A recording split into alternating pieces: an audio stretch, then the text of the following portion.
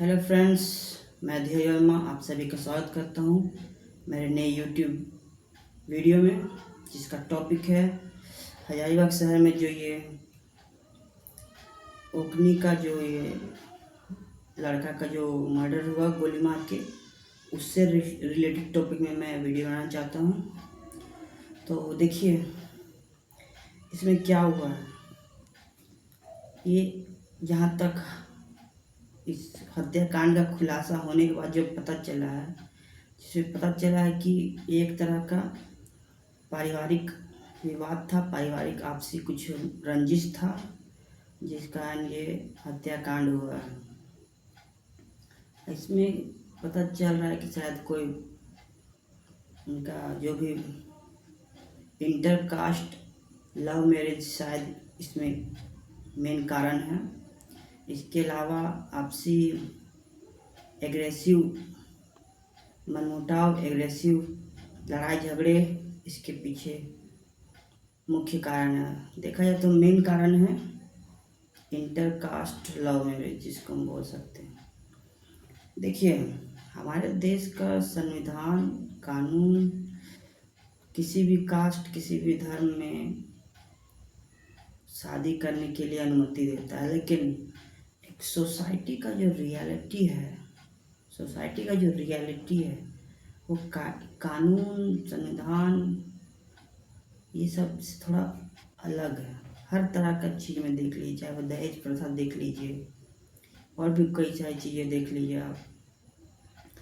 कायदा कानून संविधान बहुत कुछ बताता है, अच्छा बात, लेकिन रियलिटी में पब्लिक वो फॉलो करता है नहीं करता है, ये सोचने वाला बात है।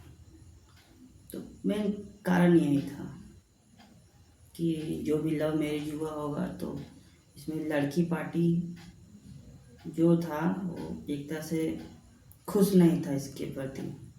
तो आपस में ही अंदर ये लोग इतना ज़्यादा मतलब ईगो पर ले लिया बात को कि इसका परिणाम देखिए क्या होता है। अगर आप हर बात को ईगो पर लीजिएगा और एग्रेशन के साथ काम करिएगा तो उसका यही परिणाम होगा। कुछ भी सोचे समझे बिना एग्रेसिव मोड में आकर एक तरह से बदला की भावना से ओतप्रोत होकर लोग इस तरह का काम करते हैं। आज के समय में देखिए क्या हो रहा है, लोग इतना ज़्यादा एग्रेशन में आ चुके, इतना ज़्यादा एग्रेसिव हो चुके हैं कि उसका फ्यूचर में क्या उसका परिणाम निकलेगा उस पर ज़्यादा विचार नहीं करते हैं और एक्शन कर देते हैं। इसमें यहाँ तक मेरा एक साइकोलॉजी से रिलेटेड, मेरा साइकोलॉजी का स्टूडेंट है हम, तो साइकोलॉजी का मेरा पॉइंट ऑफ व्यू है कि जो भी हुआ इसमें कहीं ना कहीं एक्शन रिएक्शन दोनों हुआ होगा। लड़की पार्टी मतलब जो विक्की सोनी जो जिसका देहांत हुआ है, जो भी हुआ है, जो भी जिस तरह का ये हिंसा हुआ है, हम इसका मतलब किसी भी तरह से कुछ समर्थन नहीं करते, ना हम कुछ उसका लड़का जो उसका जीजा जो मर्डर किया उसका तरफ से कुछ क्या बोलते हैं सिफारिश कर। लेकिन बात है कि दोनों तरफ का पक्ष देखिए। इसमें क्या हुआ कि जिसका घर का मतलब फीमेल दूसरा कास्ट में जाके शादी की तो उन लोग ईगो पे लिया बात, कहीं ना कहीं ये लोग उभर नहीं पाए, इस चीज़ से आगे नहीं बढ़ पाए। देखिए आज के टाइम में बहुत सारे लोग इंटर कास्ट मैरिज कर रहे हैं, बहुत सारे लोग अनगिनत लोग कर रहे हैं, और आने वाला फ्यूचर में भी लोग और भी ज़्यादा इसमें प्रचलन बढ़ेगा। लेकिन लोग इस तरह से जब रूढ़िवादी पुराना रीति रिवाज, खानदान, परंपरा, प्रतिष्ठा, इस तरह का पुरानी बातों को इतना ज़्यादा दिल पर लेंगे, इतना ज़्यादा इस पर कि मेरा क्या बोलते हैं मूछ का सवाल है, पगड़ी उछल गया, खानदान का नाम डूब गया, ये हो गया, इस तरह का सोच जब तक लोग अपना मन में बसाए रखेंगे, बदले की भावना रखेंगे, एग्रेसिव माइंडसेट रखेंगे, तो उसका यही इसी तरह का परिणाम निकलेगा। ये है कि अगर मान लीजिए अगर इसमें एक और पॉइंट है कि मान लीजिए जो लड़का का जो जीजा था जो मर्डर किया, मान लीजिए कुछ कुछ भी उनका पर्सनल जो भी मैटर होगा अपना तो हम जानते नहीं हैं, बस एक अनुमान लगा रहे हैं कि मान लीजिए अगर आपका फैमिली में कुछ कलेश हो रहा है, कुछ ससुराल पक्ष में मायका पक्ष में इतना ज़्यादा एग्रेशन माइंडसेट चल रहा, तो आप पुलिस प्रशासन का मदद लेते हैं।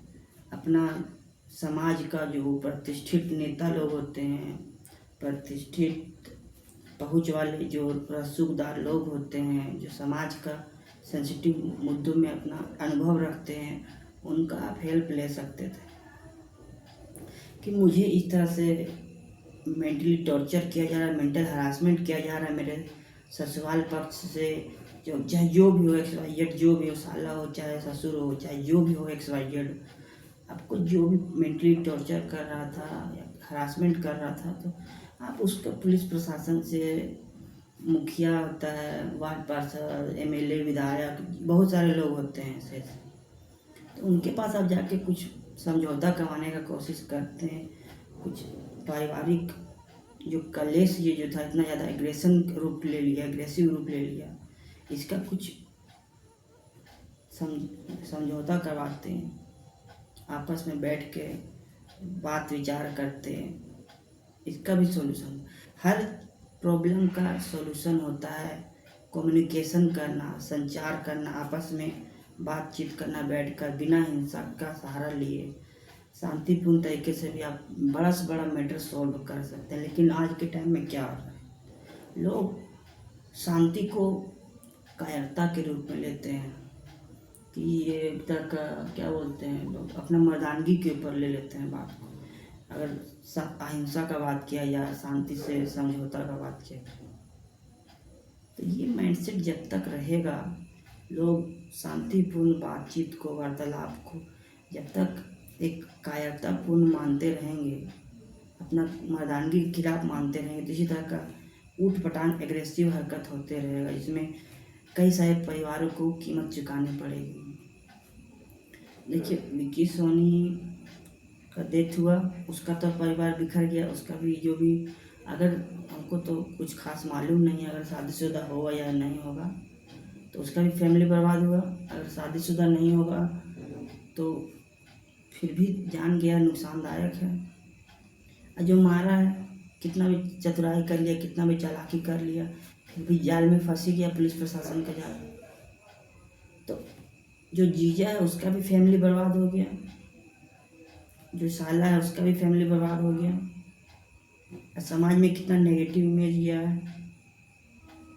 तो ये मेरा एक साइकोलॉजी स्टूडेंट के नाते मेरा कहना है कि अगर फ्यूचर में भी लोग अगर किसी भी तरह का कुछ भी एग्रेसिव मैटर हो, चाहे इंटरकास्ट से रिलेटेड मैटर हो या दहेज उत्पीड़न से रिलेटेड मैटर हो, चाहे किसी भी तरह का कोई भी आपसी रंजित हो, गोतिया का ज़मीन जायदाद का लड़ाई, या फिर कोई किसी भी तरह का सांप्रदायिक बात हो, चाहे जाति, दो अलग अलग जातियों के बीच का विवाद हो, तो भैया आप लोग शांति से, आप लोग ठंडा मन से बैठ के एक समझौता कीजिए। यहाँ पे मुखिया, सरपंच, वार्ड पार्षद, या अगर ज़्यादा मैटर बढ़ गया हो तो आप लोग एमएलए, एमपी, ये लोग का हेल्प ले सकते हैं। ये लोग देखिए, ये लोग बड़ा बड़ा पोस्ट में जो ये लोग जो बैठे हुए हैं, या फिर पुलिस प्रशासन, बीडीओ सीओ जो होता है, डीसी होते हैं, कानून का सहारा लीजिए, बड़ा बड़ा मैटर सॉल्व हो सकता है अगर आपस में लोग बिना हिंसा का शांतिपूर्वक समझौता करने के लिए तैयार और बात विचार करने के तैयार, कम्युनिकेशन बनाए रखे एक दूसरे से। तो ये भी मैटर जो हुआ है ये भी सॉल्व हो सकता था अगर ये लोग, दोनों पक्ष के लोग आपस में ढंग से समझौता करने की कोशिश करते, बातचीत करने की कोशिश करते। लेकिन इन्होंने क्या चुना, इन्होंने एग्रेसिव का, मतलब इन्होंने हिंसा का रास्ता चुना। अब परिणाम क्या होगा, परिवार बिखरा ना, दोनों तरफ का परिवार बिखरा। अब क्या होगा, ये ऐसा घाव है जो काफ़ी समय के बाद भरेगा, तुरंत नहीं, सालों साल लग जाएगा ये घाव भरने में। ये मेरा पॉइंट है। कि फ्यूचर में लोग किसी भी तरह का कुछ भी मुद्दा हो आपस में बैठ के सुलझाइए, हिंसा का रास्ता मत लीजिए। अब पुलिस प्रशासन सरकार का भी ये फ़र्ज़ है कि ये जो लोग इजली बंदूक हथियार धारदार तलवार जाली किसी भी तरह का खतरनाक धारदार हथियार या अस्त्र हो चाहे शस्त्र हो या कुछ भी हो जो इजीली अवेलेबल हो जाता है, इस पर कठोर कानून बने, कठोरता से इस पर निगरानी किया जाए। और जो एक्चुअल में ज़रूरतमंद है, जिसको सच में ज़रूरत है, वैसे ही लोगों को लाइसेंस दिया जाए। किसी भी तरह का हथियार का अगर किसी के पास कोई हथियार है तो ये इसका ये मतलब नहीं है कि वो मतलब लापरवाह बन जाए। अगर किसी के पास किसी भी तरह का बंदूक हो चाहे राइफल हो चाहे कुछ भी हथियार हो तो उस वैसा इंसान बहुत ही रिस्पॉन्सिबल इंसान को ये सब चीज़ दिया जाना चाहिए। और अगर गैरकानूनी तरीक़ा से अगर किसी को भी इजीली अवेलेबल हो जा रहा हथियार तो ये तरह पुलिस प्रशासन सरकार का लापरवाही है। लोग आज के टाइम में इतना ज़्यादा एग्रेसिव माइंडसेट अपना लिए हैं तो ये क्या है। इसलिए सरकार को भी इसमें ध्यान देना चाहिए। जिसके पास कोई हथियार हो उसका भी ये फ़र्ज़ है कि वो यूजलेस किसी को डराने धमकाने के लिए उसका यूज ना करे। बहुत ही सेंसिटिव टाइम में जब जान को सचमुच में खतरा हो वैसे सिचुएशन में हथियार का यूज किया जाता है। किसी को टॉर्चर करने के लिए नहीं, किसी को हड़काने के लिए नहीं या दबंगाई करने के लिए नहीं। और जो भी इंटर कास्ट मैरिज करे चाहे अपना सेम कास्ट में मैरिज करे चाहे जैसे भी हो, किसी भी तरह का कोई भी आपसी विवाद होता है, घरेलू हिंसा होता है, उसका बैठ के शांति से सॉल्यूशन कीजिए। ये एक साइकोलॉजी के स्टूडेंट के रूप में मेरा ये सजेशन है सारे सोसाइटी को। सारे लोग जो एग्रेसिव माइंडसेट के हैं उनके ऊपर लगाम लगाने की ज़रूरत है। घर के बड़े बुजुर्ग हो चाहे पुलिस प्रशासन, राजनेता या फिर समाज के वरिष्ठ लोग जो थोड़ा जिनका बोली का सोसाइटी में रिस्पेक्ट हो, अहमियत हो, वैसे लोगों को चाहिए कि वो लोग निगरानी रखें कि ऐसे असामाजिक तत्व को, एग्रेसिव माइंडसेट के लोगों को, साइको टाइप के माइंडसेट के लोगों को ऊपर कठोर निगरानी की ज़रूरत है कि कोई भी किसी के ऊपर भी जानलेवा हमला कर देता है, गलत है। बस यही है मेरा आज के वीडियो में। इसके अलावा जो भी विक्की सोनी हैं उनके आत्मा को भगवान शांति दे, उनकी फैमिली को ये जो भी दुख तकलीफ़ है ये बहुत ही पेनफुल है, कभी ना भरने वाला घाव है, फिर भी उनको हिम्मत दे। और जो भी अगर वीडियो में कुछ भी अगर गलत लगे या फिर गलत फील हो तो मेरा वैसा कोई इंटेंशन नहीं था। फिर भी अगर कुछ भूल चूक हो चुका होगा तो अपना तरफ से हम माफ़ी चाहेंगे। और लेकिन फिर भी मेरा मेन टॉपिक है, मेरा मेन पर्पस है सोसाइटी को एक तरह से एक साइकोलॉजी के स्टूडेंट के नाते सही परामर्श देना, सही सलाह देना।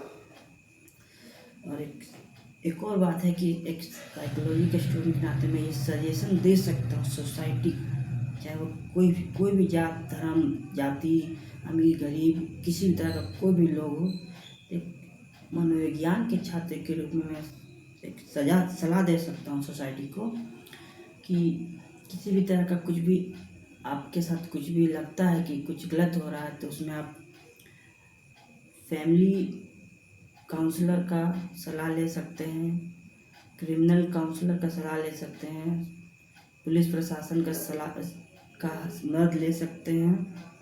और चुपचाप बर्दाश्त मत कीजिए। अगर आपको लगता है कि कुछ गलत हो रहा है, कुछ सेंसिटिव हो रहा है तो चुप रहिएगा। तब कब कौन कहाँ से क्या कर दे, हमला कर दे, इसी का कोई गारंटी नहीं। इसलिए अपना सेफ्टी के लिए किसी भी तरह का सोसाइटी का हेल्प लीजिए, पुलिस प्रशासन का हेल्प लीजिए, समाज के वरिष्ठ लोगों का मदद लीजिए, नेताओं का हेल्प लीजिए, ताकि आपका पॉइंट रहे कि मुझे ये इनसे कुछ खतरा है तो सोसाइटी उस पर निगरानी करे और जो आप पे ऊपर जो भी कुछ हमला करने का इच्छा रखता हो, माइंडसेट रखता हो, उसके ऊपर भी एक तरह का एक प्रेशर रहे कि मैं इसके ऊपर कुछ गलत एक्शन ना ले सकूँ, वरना फ्यूचर में मैं फंस जाऊँ। यही है आज के लिए। Thank you. जय हिंद।